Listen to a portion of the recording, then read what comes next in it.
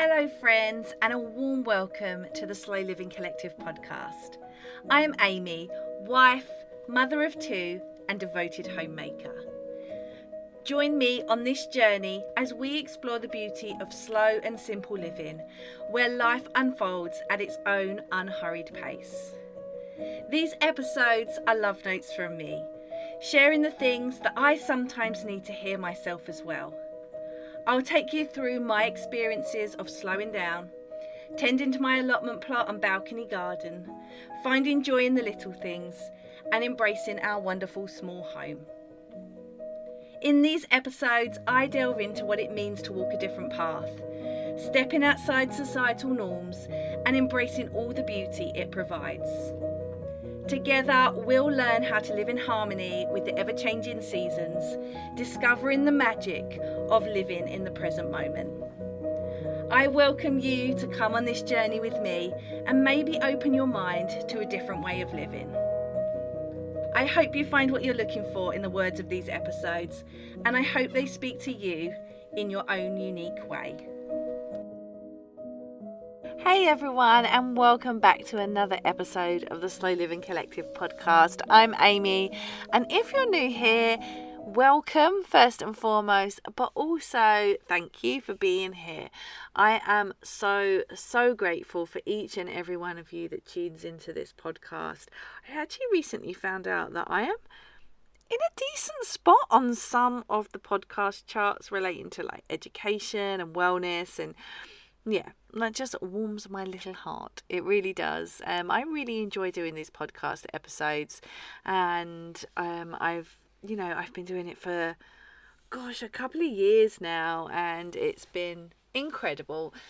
I'm actually I wasn't gonna announce this until I don't know, a few weeks away yet, but I'm actually thinking of taking a short break over the summer, and I'm not going to take a total break, like not a complete hiatus on the podcast, but I'm actually gonna, through the summer months, through June, July and August, I decided something recently that, I come here, I talk about slow living and simplifying, slowing down, being present, all of those things, and I've just felt really pulled recently and really called to taking it even slower through the summer months, because there's always so much going on, and I love the freedom of summer. I love to be able to just pick up with my kids, my husband, and just go off and do what we want, especially in the lighter evenings. And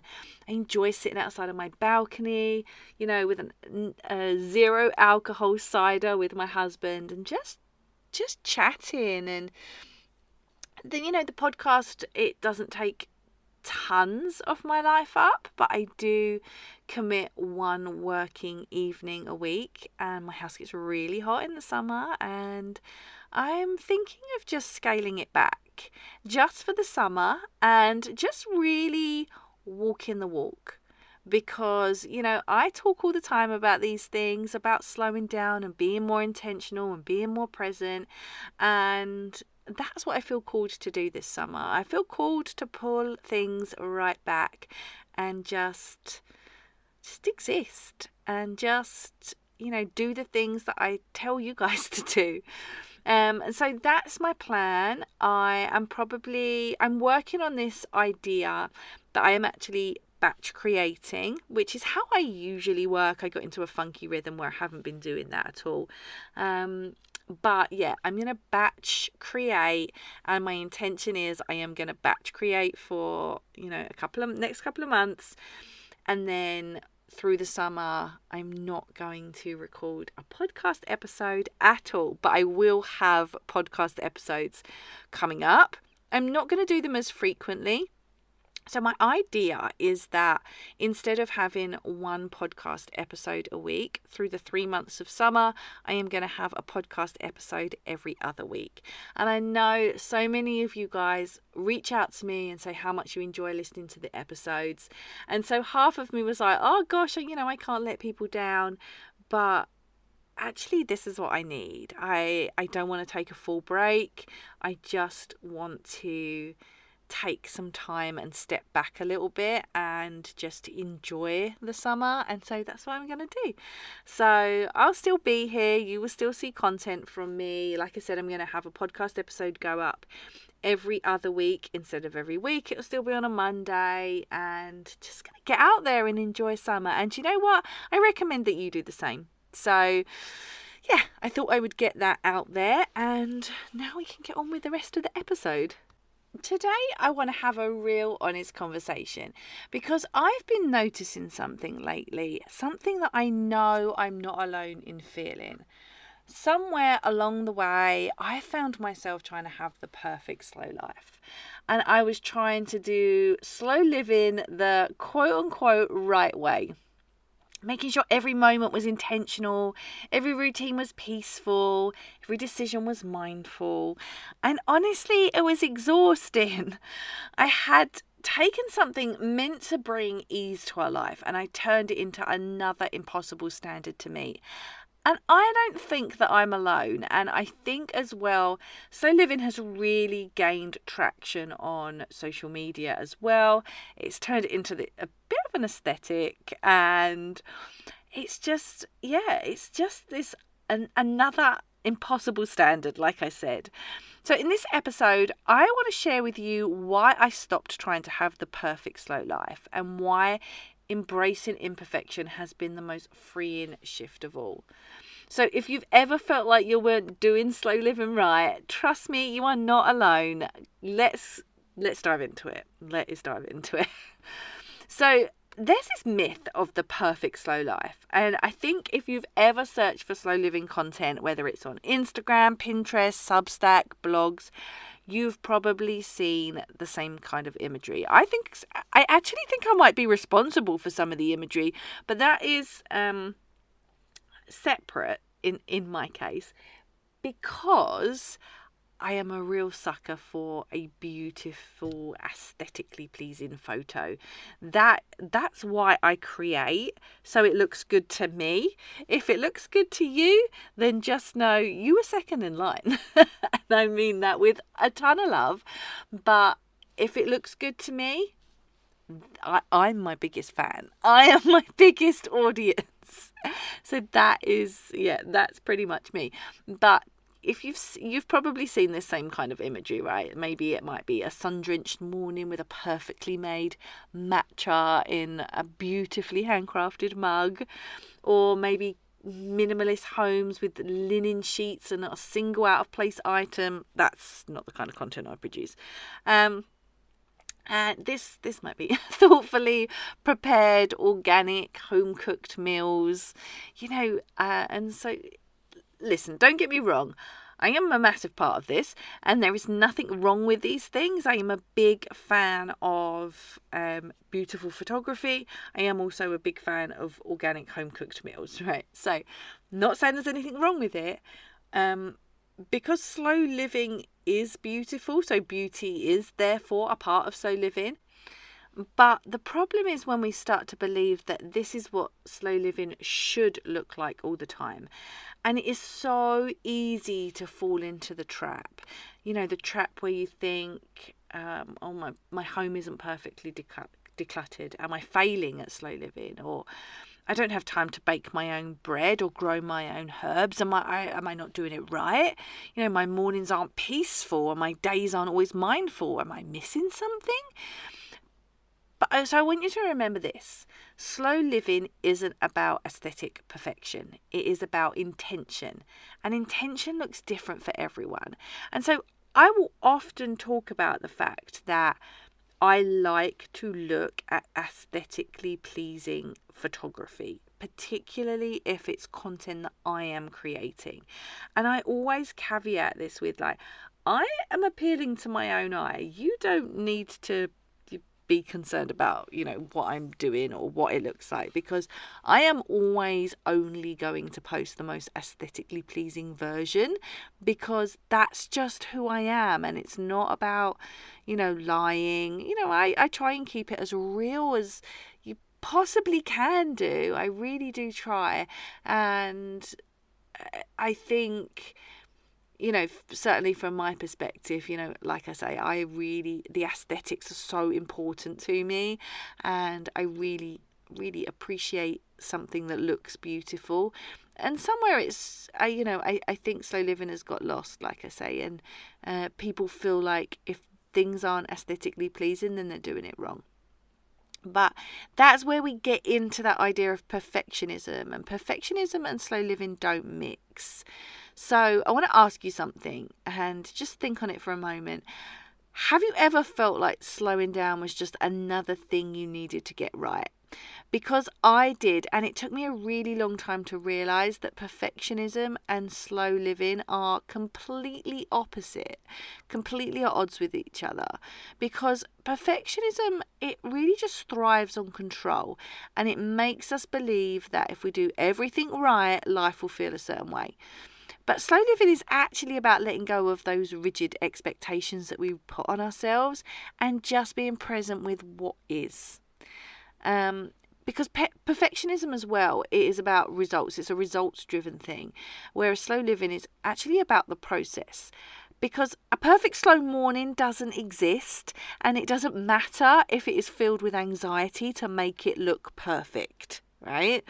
And, I am somebody who will often share, a few little snapshots of my morning, and how I take 5 minutes on the balcony with my coffee. And it's not stressful. It's not filled with anxiety about making it look perfect. I just enjoy what I do. And, if it looks aesthetically pleasing, then that's pleasing to my eye, of course. But it isn't a necessary thing. Like, I don't do it come from a place of, this needs to look right, or, being anxious about it and it needs to look perfect. The goal isn't to check off slow living tasks, it's to actually experience them. So I will often set up my phone, which is how I get most of my content actually.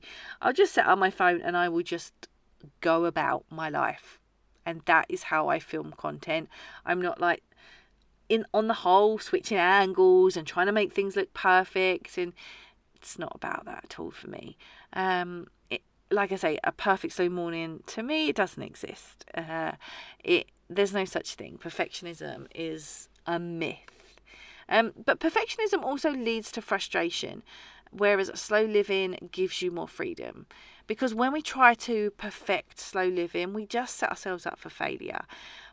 But when we embrace the imperfection, we give ourselves the space to live with much more ease. And the moment I stopped chasing this perfect slow life, I was able to actually start living a real slow life, which is, let's be honest, that's the point. That's the whole point. So what does slow living really look like when we let go of the pressure? So I think it's really important to remember that some days you'll feel like you've cracked it. Some days you will be thinking, oh, today was really slow, it was really mindful, and some days will be chaotic, and that is okay. Because slow living isn't about forcing every day to be peaceful. It is about learning to bring slowness into the chaos, even in small, small ways. And so some of you might have downloaded it already. I have a free guide to slow living, and it is called The Busy Person's Guide to Slowing Down. And actually, before it was called that, it was just called like The Imperfect Guide to Slow Living or something like that. It was about being imperfect, because that is like really, I think, the core of slow living as well. And it's just important to remember and not get frustrated with yourself, because some days are chaotic. That is normal. That is okay. And it's just about figuring out how to be intentional and how you are going to bring slowness into that chaos. And another thing is, like, your home isn't always going to be picture perfect. Mine really isn't picture perfect. That's normal. That is a normal home. That is a home that is lived in. Because slow living isn't about having a minimalist aesthetic. I am not minimalist. I don't claim to be. I don't want to be. I actually enjoy things. I do enjoy things. I enjoy having things around me. I really love my home, and I am very passionate about the things that are in it. Yes, I keep it, I wouldn't say minimal. I keep it so it doesn't get overbearing. but I create a space that feels good, and that is the most important thing. Another thing to remember is you're not going to have time always, if ever, for long intentional rituals. I said about, in the morning, it's not always, I share this quite a lot, that, when it comes to the mornings, for example, I am not having this half hour to an hour like morning routine where I'm sitting down, I'm journaling, I'm meditating, all of those sorts of things. That's not me. My morning, if I can have 5 minutes to drink my coffee on the balcony, that is my biggest win. And I would take that idea with you more than a long intentional ritual, because if you don't have these long intentional rituals, it doesn't mean you're not doing it right. Sometimes being slow and intentional is literally just taking a deep breath between tasks, or choosing to rest when you need it and not because you feel like you need to earn it. And sometimes you forget to be mindful, and that is human. You forget to be intentional, you forget to be mindful. Slowness starts to slip away. You cannot be perfectly present in every moment. I think it's impossible, especially for adults. And what matters is that you just return to slowness when you can. Because when we start to think about it and start to accept that maybe slow living isn't about getting rid of all the busyness, but about reducing the unnecessary busyness, it just becomes so much more sustainable. Okay, still with me? Let's dive into how we can embrace imperfection. This is one of my favorite topics, it honestly is, because I think perfectionism is a myth, and I think when you start to embrace imperfection, which is really difficult for us to do, whether we are, just doing it like privately, or if we are maybe sharing it like I do, it's really difficult to embrace imperfection, because everything is so aesthetically pleasing and stylized and perfect that actually we feel, I would say, inadequate when our life doesn't necessarily look that way. So how can we actually let go of perfectionism and embrace this more realistic but imperfect slow life? So first and foremost, I think we have to redefine what slow living means for us.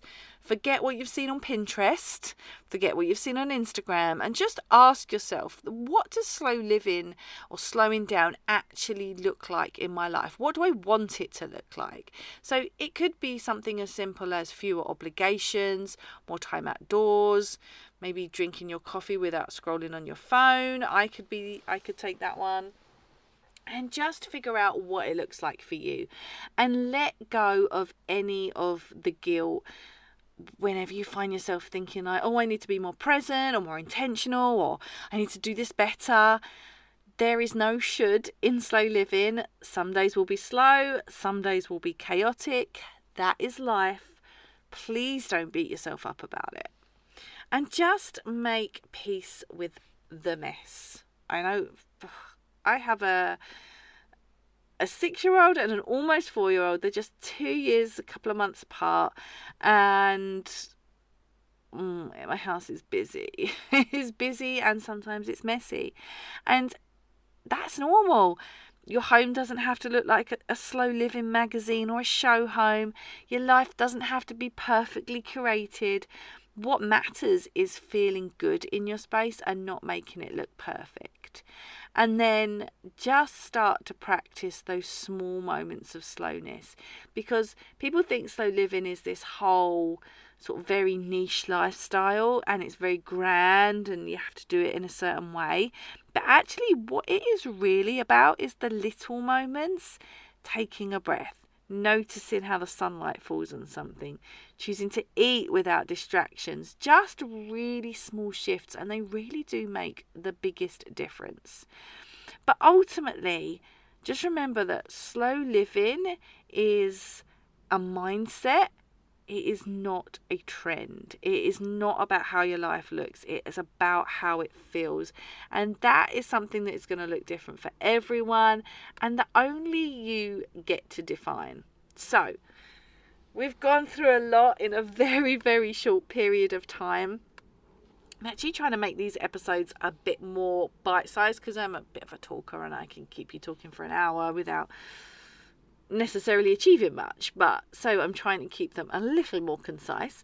But I want you to just think for a minute, like, what expectations are you holding on to about slow living, and how can you give yourself more grace around them? And maybe just think, what is a small way that I can embrace slow living imperfectly?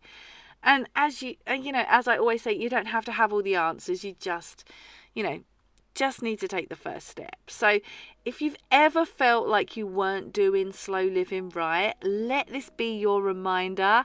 There is no right way. There is just your way. A perfectly imperfect, sometimes messy, always evolving way of slowing down. So I hope today's episode really gave you something to think about. And if it resonated with you, I would love to hear your thoughts. Come connect with me over on Instagram or TikTok. You can find me there at The Slow Living Collective. Also, you can find me on Substack. That's where I post these episodes first and foremost before they get pushed out. But also my show notes are there, and I also create a lot of other content on there as well. It's kind of like a blog. So you can find me there, theslowlivingcollective.substack.com.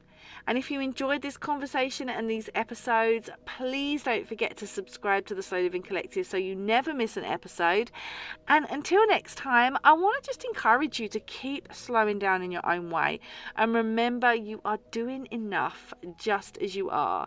So thank you again so much for listening to today's episode, and I will catch you all in the next one.